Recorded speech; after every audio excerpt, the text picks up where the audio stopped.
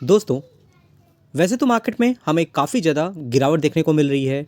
Negative sentiments हैं जो market को लगातार नीचे की ओर लेके जा रहे हैं। लेकिन कहीं न कहीं जियोपॉलिटिकल इश्यू हमें हर टाइम देखने को मिलते रहते हैं।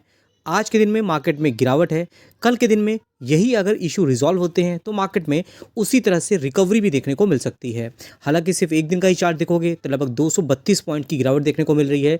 1 महीने का चार्ट देखोगे तो लगातार मार्केट में हमें प्रेशर ही देखने को मिल रहा है।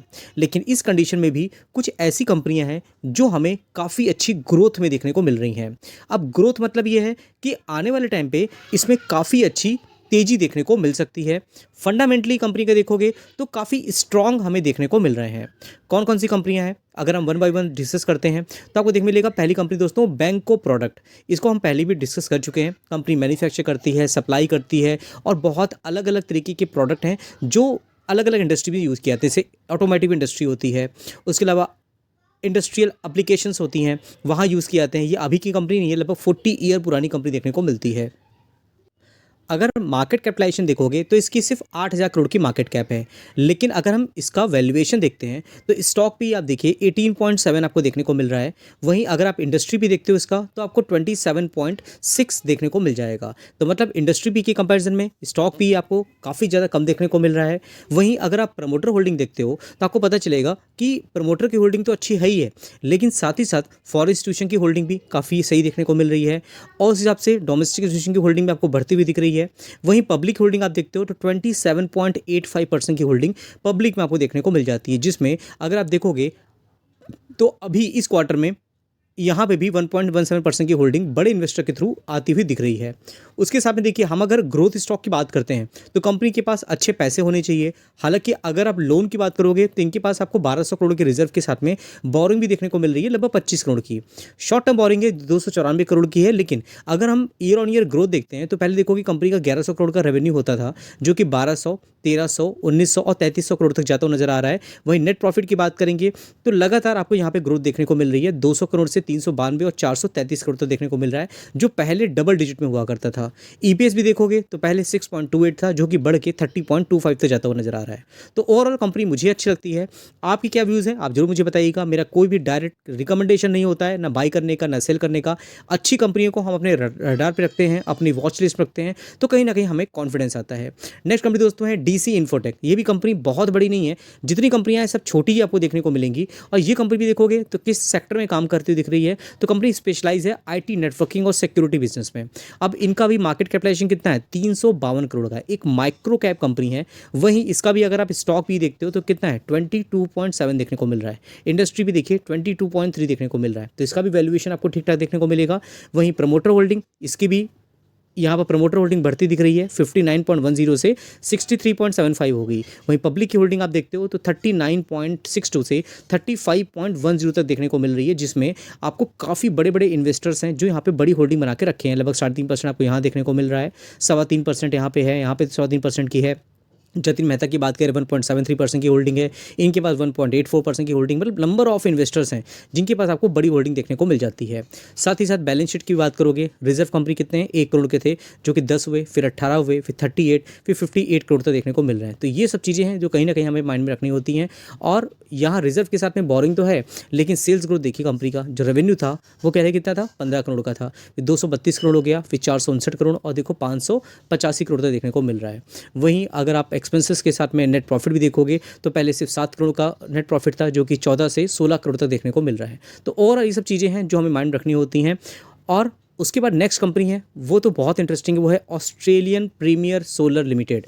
सोलर एनर्जी में कंपनी काम करती है, लेकिन ये कंपनी ऐसा नहीं है कि आप इसको छोटी मात्रा में खरीदोगे, आपको बड़ा पैसा लगाना पड़ेगा। और ये कंपनी कहीं ना कहीं बहुत छोटी है। अगर देखते हो मार्केट कैपिटलाइजेशन तो सिर्फ 1000 करोड़ की मार्केट कैप है। स्टॉक पी बात करोगे 21.6 इसका स्टॉक पी देखने को मिल रहा है। इंडस्ट्री पे देखोगे 54.1 है, तो वैल्यूएशन आपको बहुत बढ़िया देखने को मिलेगा इस कंपनी का। और प्रमोटर होल्डिंग देखिए 72.97 की होल्डिंग प्रमोटर ने अपने पास रखी हुई है। एफआईएस की होल्डिंग आपको बहुत ज़्यादा सरप्राइज करेगी, 0.79, 0.11। वहीं पब्लिक होल्डिंग कितनी है, 26.13% की होल्डिंग आपको देखने को मिलेगी।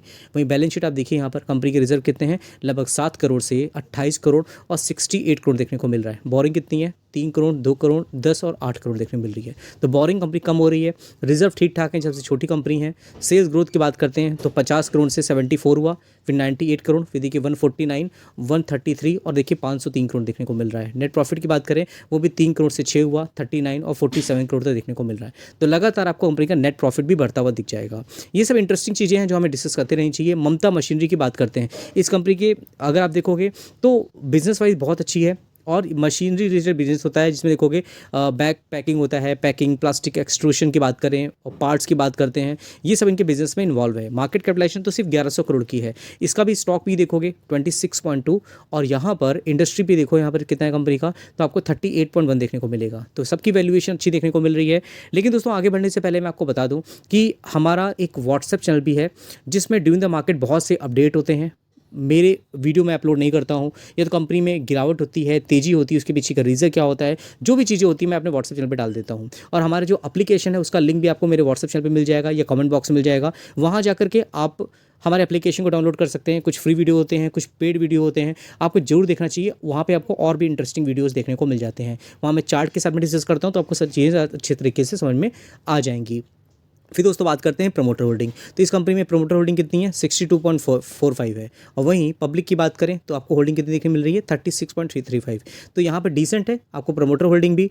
बैलेंस शीट की बात करोगे 38 करोड़ के रिजर्व थे जो कि बढ़ के 100, 147 और यहाँ देखिए किस तरह से कंपनी की बोरिंग कम हो रही है। सेल्स ग्रोथ देख लो कंपनी की कितनी है, 114 करोड़ और अभी कितना है 255 और 266 करोड़ देखने को मिल रहा है। नेट प्रॉफिट की बात करेंगे, कंपनी का नेट प्रॉफिट भी 23, 36, 41, 43 और देखो पहले 1 करोड़ हुआ करता था, 1 करोड़ से 15 हुआ, 22 हुआ, लगातार कंपनी का नेट प्रॉफिट भी बढ़ता हुआ दिख रहा है। तो ये सब चीज़ें हमें माइंड रखनी होती हैं। देखिए और भी कंपनी है, ट्रांसरेल लाइटिंग की बात करें, ये भी कंपनी क्या करती है, इंटीग्रेटेड ट्रांसमिशन और डिस्ट्रीब्यूशन में कंपनी काम करती है। पोल मैन्युफैक्चरिंग की कंपनी है और कहीं ना कहीं कंपनी अपने बिजनेस को बढ़ा रही है, ग्रोइंग कंपनी है ये। और इसकी मार्केट कैपिटलाइजेशन तो 10,000 करोड़ की है। स्टॉक पी भी देखोगे 26.7 है इसका। वहीं इंडस्ट्री पी की बात करेंगे तो 54.1 आपको यहाँ पर कंपनी का इंडस्ट्री पी देखने को मिल जाएगा।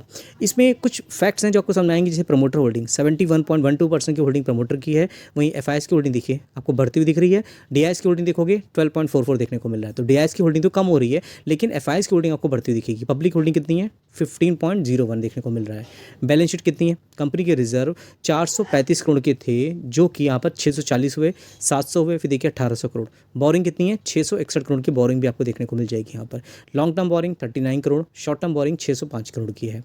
सेल्स ग्रोथ की बात करेंगे तो 1800 करोड़ के रिजर्व थे जो कि 4000 करोड़, 6000 करोड़ तक जाते नजर आ रहे हैं। नेट प्रॉफिट की बात करेंगे, पहले सिर्फ 102 करोड़ का नेट प्रॉफिट था जो 108 हुआ, फिर 233 और 381 करोड़ तक नजर आ रहा है। तो मतलब ओवरऑल ये सब कंपनियां कहीं ना कहीं ग्रोथ हमें देखने को मिल जाती है। आई होप ये वीडियो आपके लिए हेल्पफुल हुई होगी। जो भी चीज़ें थी मैंने पॉइंट टू पॉइंट डिस्कस किया, कोई फालतू की बातें नहीं है, कोई किसी भी तरह का मैं आपको कोई कमिटमेंट नहीं कर रहा हूँ। तो आई होप दोस्तों वीडियो अच्छा लगा हो तो लाइक का बटन दबा के अप्रिशिएट कर सकते हो। फिर मिलते हैं नेक्स्ट वीडियो में, तब तक के लिए थैंक यू।